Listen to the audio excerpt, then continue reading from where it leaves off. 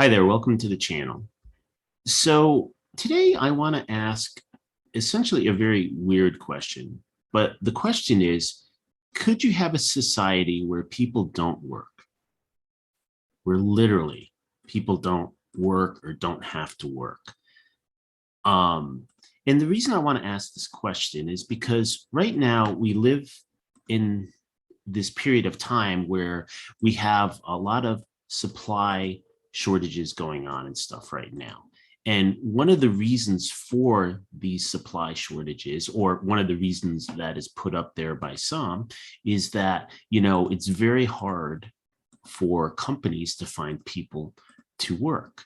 And the question would be, well, how can it be hard to find people that want to work? Now, we had, basically this cerveza sickness, and that's, what I call the sickness, because I won't use the name because then I'll get filtered.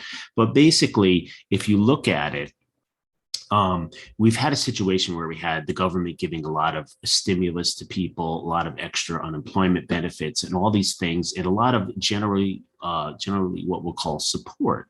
And the result of that support is that it's interesting because if you look at the data, like people's incomes in the middle of like the pandemic and all that, people's incomes went up incredibly huge amounts. It's really amazing when you actually look at it. People's income, went up like 10% in some of the periods of time. So and the question is, well, how could that be at the same time that you had record unemployment? And the answer simply is that basically government support payments were in there. So basically there was extra unemployment, there was extra as well, just, extra all kinds of support there, all kinds of money going to people. So people's income actually rose. And so the result of this, is that a lot of people didn't really need to work.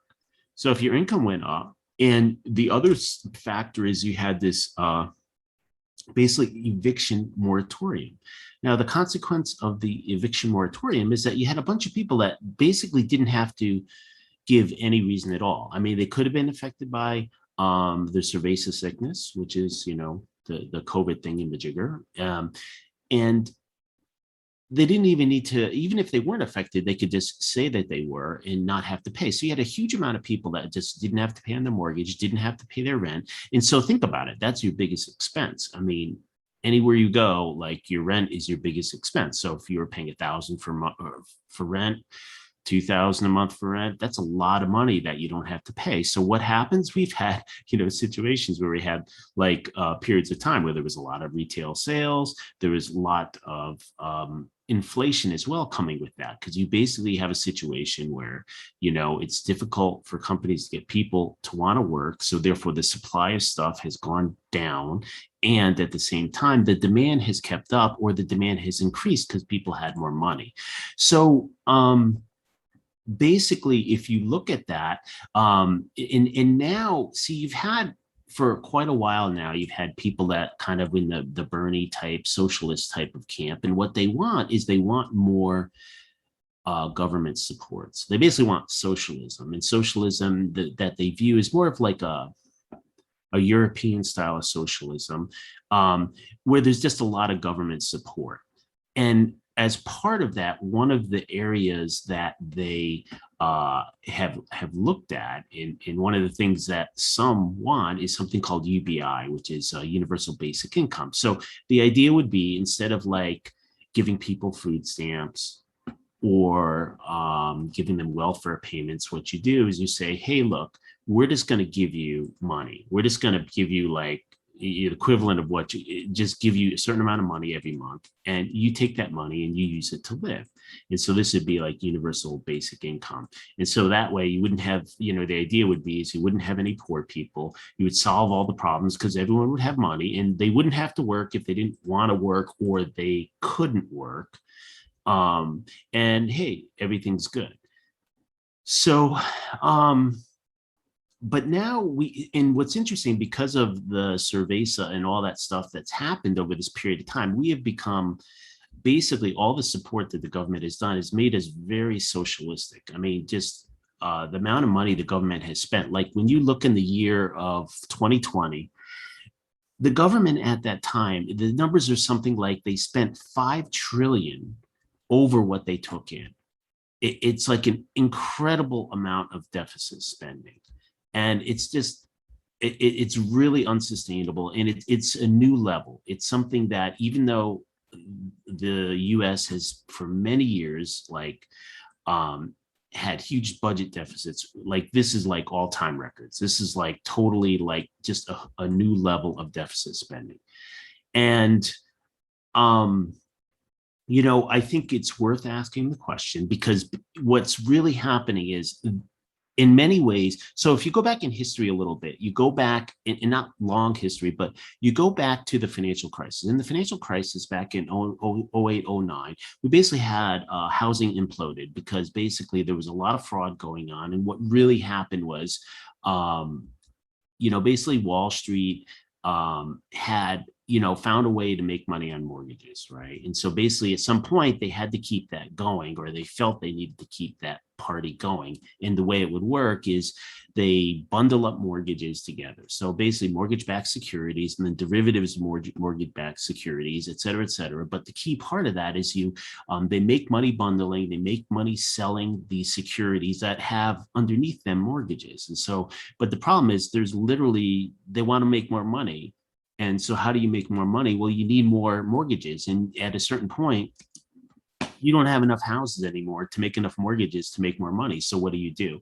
Well, you just make synthetic CDOs, and you just keep going on and getting more and more creative in what you create. And so the result of the financial crisis was that you had a lot of basically fraudulent mortgages, no income, no verification. Basically, people were taking out mortgages and there was no way they were ever going to pay them off. But the net result of that is that when everything went bankrupt, they bailed out a lot of the banks. And they did this because they wanted to supposedly save the financial system, et cetera.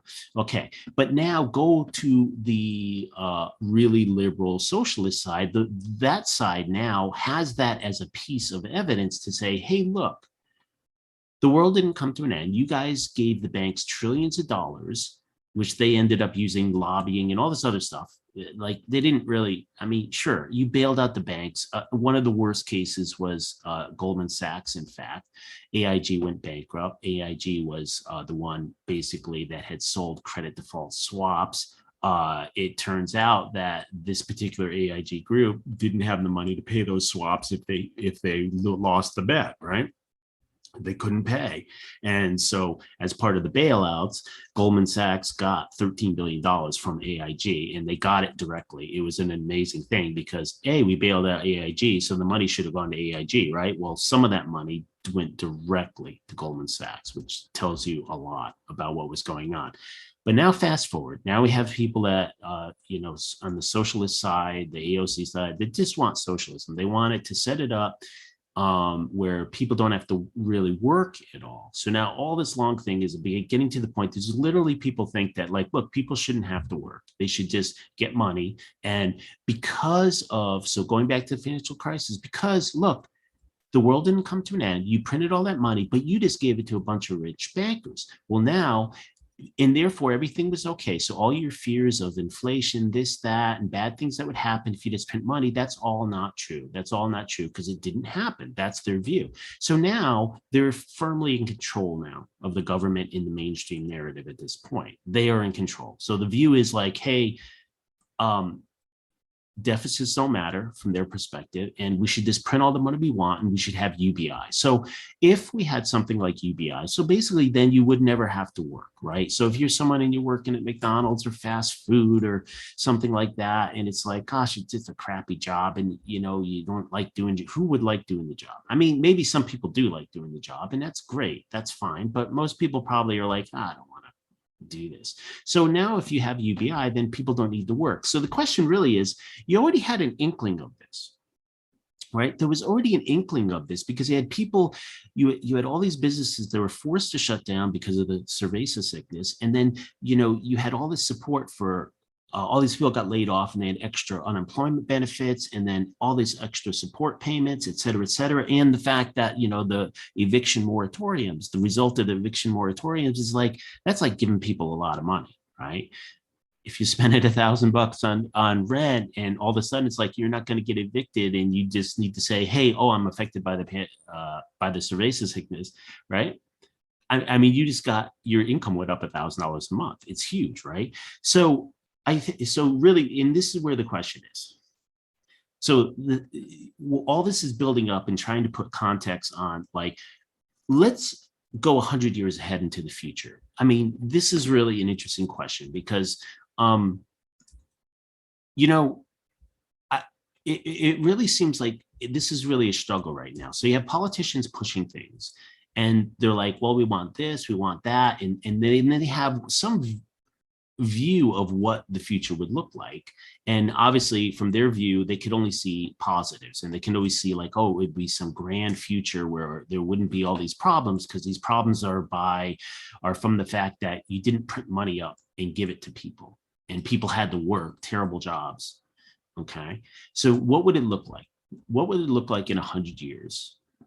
You know, if people didn't have to work, could you make a society work where people didn't have to work to make money to survive, right? Make money to, be able to get food to survive, shelter, etc. So one of the things that when you look at this, you have to really look at the advancement of the society. I think you really have to look at that. So the way I would look at it, and the model I would use basically spiral dynamics.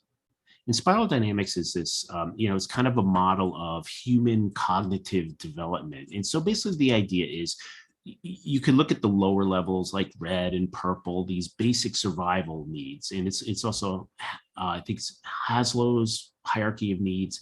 And basically, go back to cavemen. What did they care about? Did they care about the environment? No, they cared about basic things, basic survival. And so that would be one particular level of development. They don't care about anything else except food, shelter, and nookie. That's it. They don't care about anything else. They can't think about anything else, right? They have to survive.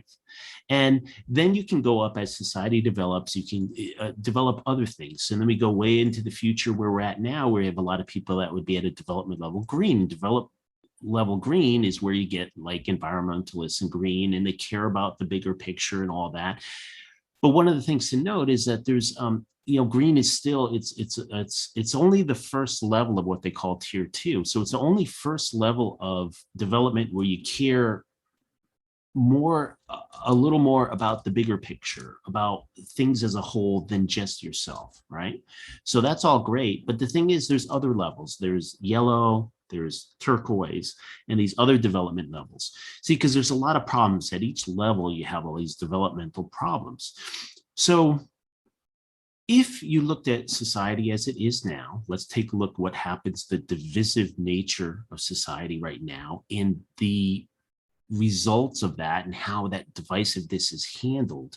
If we just take the current society as it is now, and we print up a bunch of money and say, we're going to give everyone $5,000 a month, and and that's it. And we're going to print the money because we can't tax enough for that. We're already at that point. Please understand, the math is very simple. We're at a point where, if you look at the top, the top 400 richest people, and you took all that money, like it's at 4 trillion or 5 trillion. And we could go look that up, but look it up for yourself. Forbes has a list. They had the top 400 richest people, and they have a total. And the total is something like 5 trillion. And just in 2020, they spent 5 trillion more than they took in. So, understand what that is and what that means. These are net worth numbers, which a lot of it is stock price, value on real estate. And the point is, you couldn't take like a Microsoft or even a Tesla and sell the whole thing and preserve the entire value. You couldn't take all that stuff, and the government couldn't say, hey, look, I'm going to take all that and sell it. Now, you could do it for one or two of the businesses, but you couldn't do it for all of them. You couldn't, because the value is like, wait a minute, you just had a fire sale on the S&P 500. You're not going to get the full price. That's the point that I'm making. So the value isn't really there. So the point is, and then the other point, keep in mind, is that if you had 5 trillion in the richest, right, and you go ahead and you just steal it, the government says, I'm just taking it and we're going to use that to run the thing. Well, that would only last a year. Think about it. if you spent 5 trillion and the wealth of your richest people is only 5 trillion, but that's on a going basis. I mean, sure, it's not 5 trillion this year, it's better, but still you're in the whole trillions of dollars. Look at the big picture. The overall deficit is 28 trillion. It's heading towards 30 trillion really fast. And so the point is, you take productive businesses, you sell them off. It doesn't work. We're not at the point where you can tax. So you cannot tax. There's not enough people with enough wealth to tax to pay for it, right? In the traditional sense. So what you have to do is you have to print the money, and printing the money means there's more money floating around. So going back to this, what would people do with their lives? So basically, if you gave them all $5,000 a month, what are people going to do? Like, we're at a development where people are not very high on the development scale. And the biggest way you can look at this is really like, how self-aware are people?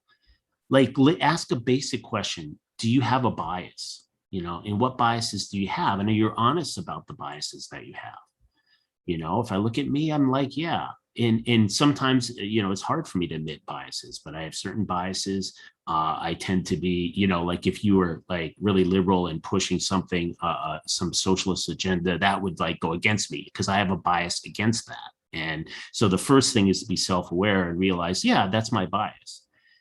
It's just my perspective. But how many people do that in our culture? How many people can really do that? Very few. Very few people are just running around playing scripts in their minds. They have opinions and they're espousing opinions that aren't even their opinions. If you look at social media and the mass culture, I mean, this is a very important concept that I know people don't understand. You don't have an opinion. If you watch CNN, you don't have an opinion. You are, everything you believe is just espousing what CNN is telling you. That's it. I mean, you really don't have opinion. If you watch MSNBC or Fox News or any of these, you're in the same boat. You don't really have your own opinion. Now, if you watch multiple diverse news sources, then maybe you have an opinion because maybe you get different perspectives and then you're blending those. You're trying to figure out for you, like, what do you think is going on? What is your opinion? Then you would have an opinion. But many people do not have an opinion. They only get news from one primary source or sources that are really the same. Okay. And so this is a huge problem in our society. So if people don't have to work, what are they going to do? They're going to sit around and play video games all day. And then the question is, are you going to,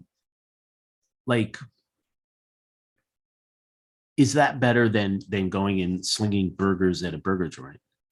Right now, like, so because we're at such a low level of development, one of the issues that you have is like life purpose. Like, why are you alive? What are you doing with your life? And in really a kind of a silly way, it's kind of like a lot of people like going to work so they can provide for their family is their purpose, is their life purpose. And if it's slinging burgers, it's slinging burgers. And even though you may think that's not an important job, it is a very important job because it allows them a way to provide for their family, right? And it gives them a life person. Now take that person and give them $5,000 a month. Sure, they don't have to worry anything and they don't work. And then what are they going to do? Now, this is where we get into where people are, where are we developmented as a society? What level of development are we at? Because see, at our current society, everyone would just sit around and play video games. Now, if we were at like a more advanced, like yellow or turquoise level of development, you can imagine that, well, it would actually be different. People would actually do things that they'd love to do, and they would be really focused on doing that because they would be self-aware. They would be much more, not as an absolute, more self-aware. And then they would actually be able to like evaluate their life in a more meaningful way. And the result of that would be that they would find a life purpose and something to do. And the reality is they would be working. They would be doing a lot. Now, they may not get paid for that work in the traditional sense, but they would be very active and busy with their lives. Compared to what we have now, people would sit around playing video games, doing nothing, doing drugs, smoking a lot of pot, which fine, but the problem is you're not really doing anything. The society is not advancing. And the consequence of that is that the consequence is that, first of all, if people didn't have to work, like all these businesses, and there's a lot of businesses that you could say, hey, look, we don't need them. I mean, how many coffee joints do we need? We probably don't need as many as we have. But the point is, they're going to get cut in half to a thousandths or whatever. Most of them are going to go away, and most of the fast food joints are going to go away. But on the other side of the coin, you look at your food distribution, your supermarkets, all that stuff. You still need people to do that. And even with advanced robotics, you still always, at least for the time being, you're going to need someone. You always need a people there at some point. And so that just leads you back to where we are right now, which is a position where you're going to have very high prices because you're going to have very limited supply of stuff. Because if no one's working, no one's willing to make the stuff that people need. I mean, it's a very hard job to go out into a field and, harvest plants. Sure, it's all highly automated, but at some point, there's a place where someone has to check on the machine, has to do this, has to do that, has to do maintenance. All these things have to be done. All these real things have to be done. And if not, then, you don't have food. People don't have food. So this is what's really lost on this entire wishful thinking that you're going to create this socialist paradise where everyone's going to have UPI, and this myth that we're this rich country. If you just, we're living beyond our means. We're not producing. It's one thing to say we produce everything that we need to survive, but we do not. We import a lot. And the consequence is that means someone else is producing that for us. And right now they're accepting the dollars that we're printing. But at some point, if they don't accept that, then we're not going to have the stuff. And the reality is that it still comes down to stuff. Now, if let's go in and think about social media in the current climate. The climate is so divisive and even violent. I would say violent because look, you look at some of the social media type stuff and people will make comments for example, people that aren't, didn't get the shot, right? You have some comments, people will make comments like, oh, they should be, we should put them all on an island in the middle of the ocean and let them starve or whatever, and make all these comments. Well, these are really horrible comments. I mean, they're really violent comments, but everyone laughs and it's funny because why? Because it's oh, the mainstream narrative is that people that don't do this are flat earthers or whatever. And it's socially acceptable, but at the core of that is really violence, right? So it's really not funny. Let's just put it that way. But of course, think about your society, and people think it's funny, and it's really not funny. And so what are people going to do if they're not working, right? If they don't have anything to do, there's this, it's one of the most interesting books, if you ever read Voltaire, right? Voltaire Candide. It's really actually a really good book. There's a lot of stuff that happens in the book. So, and it's actually pretty short too. It's not super long. But one of the things is they go and they travel, and in the main characters travel, they go through all these trials and tribulations, this horrible stuff. But at the end of it, they sort of find peace, and they find peace and they find work, and they're happy, they're supporting themselves. And it's really just it's this really metaphorical thing. And I don't know Voltaire's the political history of the guy, but I don't really know all that, but just in the book, it's very interesting. At the end of it, it's people were happy, working, and not stressed work. They were just oh, they found they were good at something and they worked for a living. And it was happiness for all these people who had traveled the world and gone through all this stuff. And, there's that old saying, idle hands are the devil's work. And that's really what we're at. But the reason we're that, because where our development is at. And if we're sitting there in a society where it's literally right now with the Cerveza situation and the results, we've literally 6 months, we've created a new subclass of people that are being discriminated against. Think about it. Just step back objectively. Put all your biases aside. We're literally picking out a group of people that we are going to discriminate again. We're making it all legal. We're going to make their lives livable. We're restricting their rights, and based on dubious science at best. And we won't even go there. We won't even go there, right? Because like I'm an engineer and stuff, and I can trust you. I've looked at the science, and it's this context. It's all taken out of context. But so the point is, if you're in a society where we like look at a big picture, look at a 20-year, 100-year picture. Do you think in the next 10 years, there won't be some other thing that will happen where society will decide for whatever reasons to demonize them?